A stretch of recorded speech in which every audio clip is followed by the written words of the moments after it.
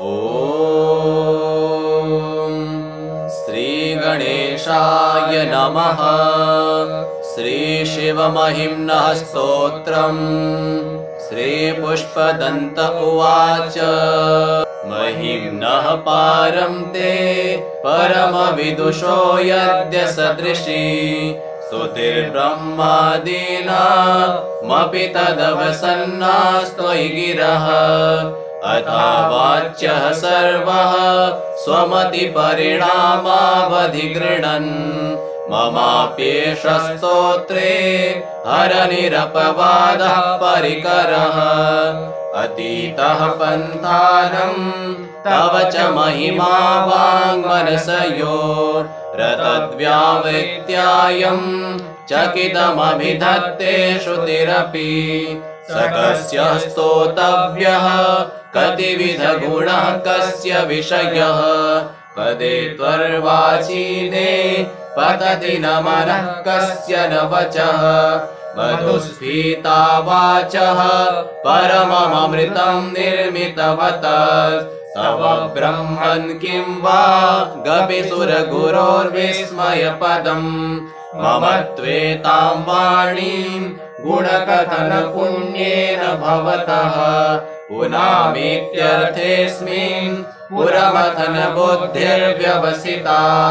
तवैश्वर्यं यत्तद् जगदुदयरक्षाप्रलयकृत् त्रयी वस्तुं व्यस्तं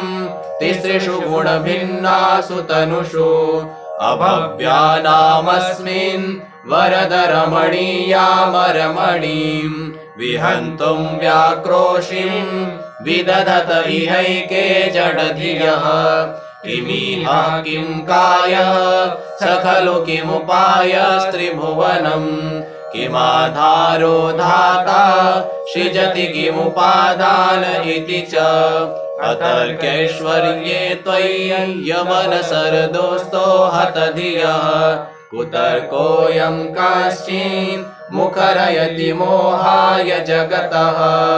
अजन्मानो लोकाः किमवयववन्तोऽपि जगताम् अधिष्ठातारं किं भवविधिरनादृत्य भवति अनीशो वा कुर्यात् भुवनजनने कः परिकरो यतो मन्दास्त्वां प्रत्यमरवरसंशेरत्रयी साङ्ख्यं योगः पशुपतिमतं वैष्णवमिति प्रभिन्ने प्रस्थाने परमिदमधः पथ्यमिति च रुचीनां वैचित्र्याद्रिजुकुटिलनानापथजुषां नृणामेको गम्यस्त्वमसि पयसामर्णव इव महोक्षः खट्वाङ्गं परशुरजिनं भस्मफणिनः कपालं चेति यत् तव वरदतन्त्रोपकरणम् सुरासां तामृतिं विदधति भवद्भ्रो प्रणिहितां न हि स्वात्मा रामं विषयमृगतृष्णा भ्रमयति ध्रुवं कश्चित् सर्वं सकलमपरस्त्वध्रुवमिदम् परो ध्रुव्याध्रुव्ये जगति गदति व्यस्तविषये समस्तेऽप्येतस्मिन् पुरमथनतैर्विस्मित इव सुवञ्चिर्रेमि त्वां न खलु ननुमेषामुखरता तवैश्वर्यं यत्नात् यदुपरि विरिञ्चिर्हरिरथः परिच्छेतुं याता वनलमनलस्कन्धवपुषः ततो भक्तिश्रद्धा भरगुरुगृणद्भ्यां गिरिशयत् स्वयं तस्थेताभ्यां तव किमनुवृत्तिर्न फलति अयत्नादापाद्य त्रिभुवनमवैरव्यतिकरम् दशास्यो यद्बाहु न भृतरणकण्डो परवशान् शिरः पद्मश्रेणी रचितचरणाम्भोरुहबले स्थिरायास्त्वद्भक्ते स्त्रिपुरहर विस्फूर्जितमिदम् अमुष्यत्वत्सेवा समधिगतसारं भुजवनम् बलात् कैलासेऽपि त्वदधिवसतो विक्रमयतः अलभ्या पातालेऽप्यलसचलिताङ्गुष्ठशिरसि परिष्ठा त्वय्यासि ध्रुवमुपचितो मुह्यति खलः यद्रिद्धिं सूत्राम्णो वरद परमोच्चैरपि सति अधश्चक्रे बाणः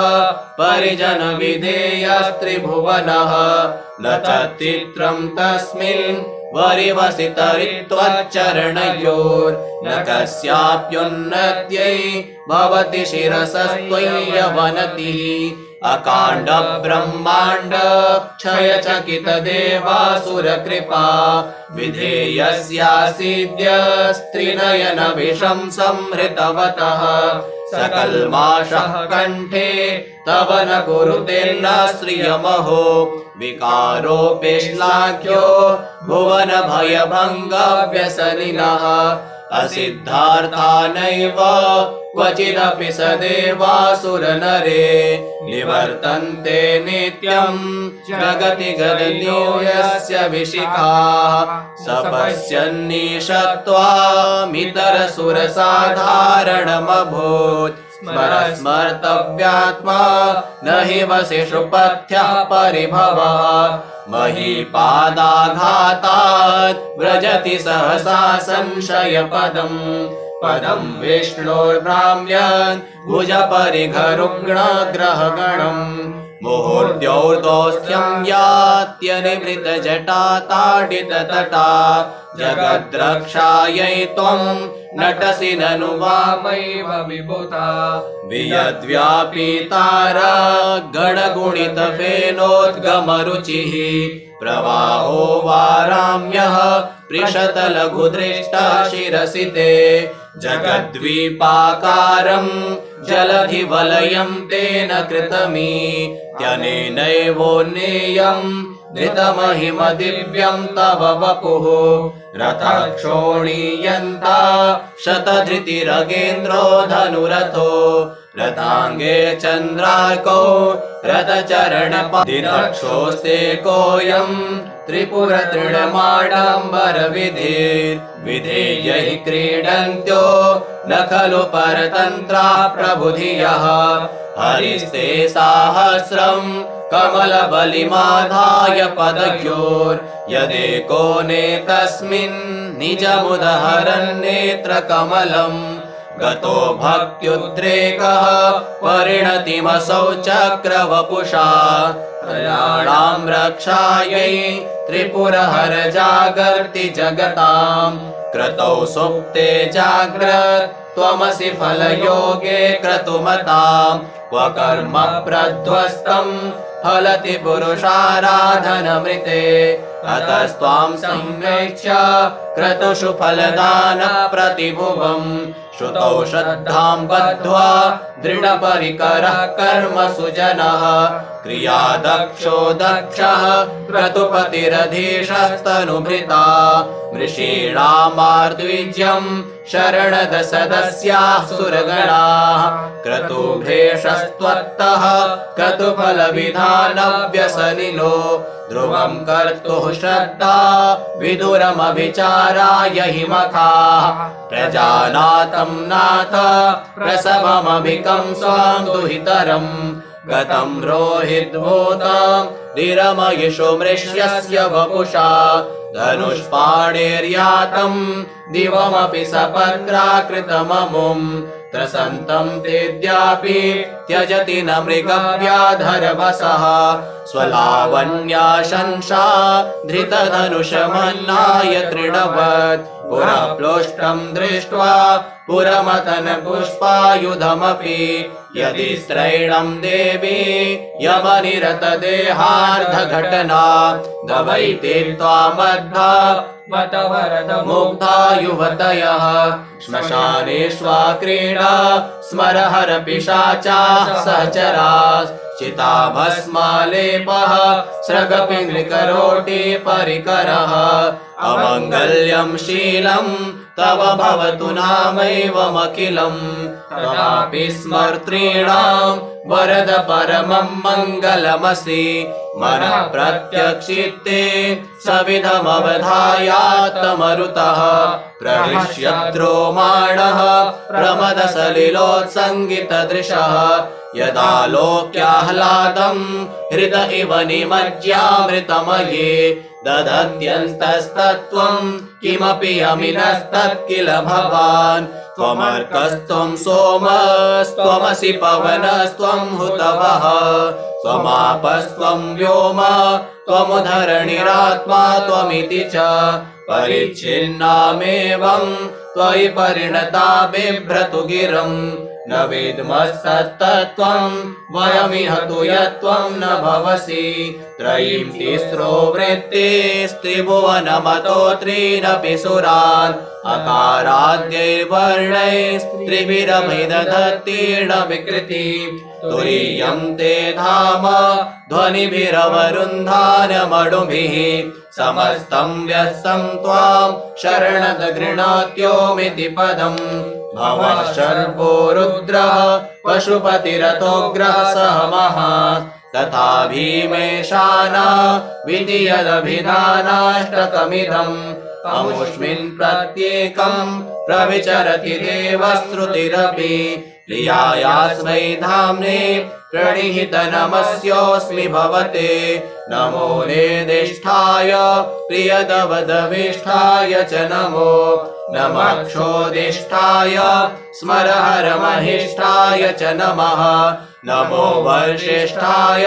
त्रिनयनयविष्ठाय च नमो नमः सर्वस्मै ते तदिदमिति बहुलरजसे विश्वोत्पत्तौ भवाय नमो नमः प्रबलतमसे तत्संहारे हराय नमो नमः जनसुखकृते सत्त्वोद्रिक्तौ मृडाय नमो नमः प्रमहसि पदे निःस्त्रैगुण्ये शिवाय नमो नमः निष्परिणति चेतः क्लेशवश्यं क्वचेदं क्वच तव गुणसीमो लङ्घिनी शश्वदृद्धिः इति च गीतममन्दीकृत्य मां भक्तिराधात् वरदचरणयोस्ते वाक्यपुष्पोपहारम् असितगिरिसमं स्यात् कज्जलं सिन्धुपात्रे सुरतरुवरशाखा लेखनी पत्रमूर्वी लिखति यदि गृहीत्वा शारदा सर्वकालं तदपि तव गुणानामीश पारं न याति असुरसुरमुनीन्द्रैरर्चितस्येन्दुमौलैर्ग्रथितगुणमहिम्नो निर्गुणस्येश्वरस्य सकलगणवरिष्ठः पुष्पदन्ताभिधानो रुचिरलघुमृत्यैः स्तोत्रमेतच्चकार अहर हर नवद्यं दुर्जटे स्तोत्रमेतत् पठति परमभक्त्या शुद्धचित्तः पुमान्यः स भवति शिवलोके रुद्रतुल्यस्तथात्र प्रचुरतरधनायुः पुत्रवान् कीर्तिमाश्च दीक्षादानं तपस्तीर्थं ज्ञानं यागादिकाः क्रियाः महिम्नस्तव पाठस्य कलां नारन्ति षोडशीम् आसमाप्तमिदं स्तोत्रम् सर्वमीश्वर वर्णनम् अनौपम्यं मनोहारि पुण्यं गन्धर्वभाषितं महेशान्नापरो देवो महिम्नो नापरा स्तुतिः अघोरान्नापरो मन्त्रो नास्ति तत्त्वं गुरोः परम् कुसुमदशन नामा सर्वगन्धर्वराजः शिशुशशधरमौलैर्देवदेवस्य दासः स खलु निजमहिम्नो भ्रष्ट एवास्य रोषात् स्तवनमिदमकार्षीत् दिव्यं महिम्नः सुरवरमुनिपूज्यं स्वर्गमोक्षैकहेतुं पठति यदि मनुष्यः प्राञ्जलिर्नान्यचेताः व्रजति शिवसमीपं किन्नरैः स्तूयमानः स्तवनमिदममोघं पुष्पदन्तप्रणीतम् श्रीपुष्पदन्तमुखपङ्कजनिर्गतेन स्तोत्रेण किल्बिषहरेण हरप्रियेण कंठस्थितेन पठितेन समाहितेन सुप्रीणितो भवति भूतपतिर्महेशः इत्येषा वाङ्मयी पूजा श्रीमच्छङ्करपादयोः अर्पिता तेन देवेशः प्रीयता मे सदा शिवः यदक्षरं परं भ्रष्टं मात्राहीनं च यद् भवेत् तत्सर्वं क्षम्यतां देव प्रसीद। हरिः ओम्। पूर्णमदः पूर्णमिदं पूर्णात् पूर्णमुदच्यते पूर्णस्य पूर्णमादाय पूर्णमेवावशिष्यते। ॐ शान्तिः शान्तिः शान्तिः। अथ श्री शिव षडक्षरस्तोत्रम्। ॐ ओंकार बिंदु संयुक्तं नित्यं ध्यायन्ति योगिनः कामदं मोक्षदं चैव ओंकाराय नमो नमः। नमन्ति ऋषयो देवा नमन्त्यप्सरसां गणाः नरा नमन्ति देवेशं नकाराय नमो नमः। महादेवं महात्मानं महाध्यायं परायणं महापापहरं देवं मकाराय नमो नमः। शिवं शान्तं जगन्नाथं लोकानुग्रहकारकं शिवमेकपदं नित्यं शिकाराय नमो नमः। वाहनं वृषभौ यस्य वासुकिः कण्ठभूषणं वामे शक्तिधरं देवं वकाराय नमो नमः। यत्र यत्र स्थितो देवः सर्वव्यापी महेश्वरः यो गुरुः सर्वदेवानां यकाराय नमो नमः। षडक्षरमिदं स्तोत्रं यः पठेत् शिवसन्निधौ शिवलोकमवाप्नोति शिवेन सह मोदते। इति श्रीरुद्रयामले उमामहेश्वर संवादे शिवषडक्षरस्तोत्रं सम्पूर्णम्। अथ श्री पशुपत्यष्टकम्। पशुपतिं द्युपतिं धरणीपतिं भुजगलोकपतिं च सतीपतिं प्रणतभक्तजनार्तिहरं परं भजत रे मनुजा गिरिजापतिं। न जनको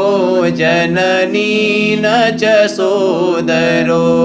न तनयो न च भूरि बलं कुलम् अवति कोऽपि न कालवशं गतं भजत रे मनुजा गिरिजापतिं। मुरजडिन्दिमवाद्यविलक्षणं मधुरपञ्चमनादविशारदं प्रमथभूतगणैरपि सेवितं भजत रे मनुजा गिरिजापतिं। शरणदं सुखदं शरणान्वितं शिव शिवेति शिवेति नतं नृणाम् अभयदं करुणाकरुणालयं भजत रे मनुजा गिरिजापतिं।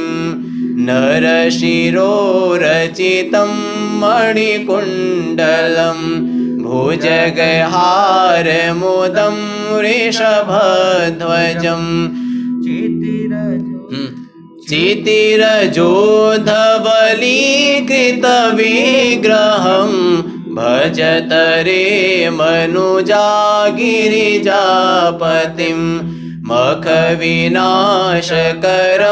शशिशेखरं सततमध्वरभाजिफलप्रदं प्रलयदग्धसुरासुरमानवं भजत रे मनुजा गिरिजापतिं। मदमपास्य चिरं हृदि संस्थितं मरणजन्मजराभयपीडितं जगदुदीक्ष्य समीपभयापहं व्याकुलं भजत रे मनुजा गिरिजापतिं हरिविरञ्चि सुराधिपपूजितं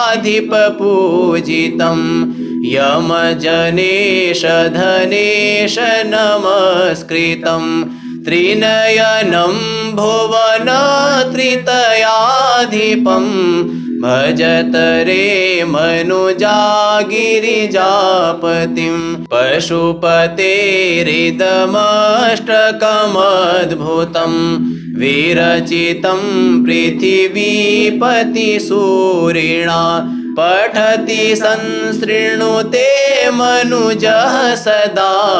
शिवपुरीं वसते लभते मुदं शिवपुरीं वसते लभते मुदं इति श्री पृथिवीपति सूरि विरचितं श्री पशुपत्यष्टकं श्री शिवार्पणम् अस्तु।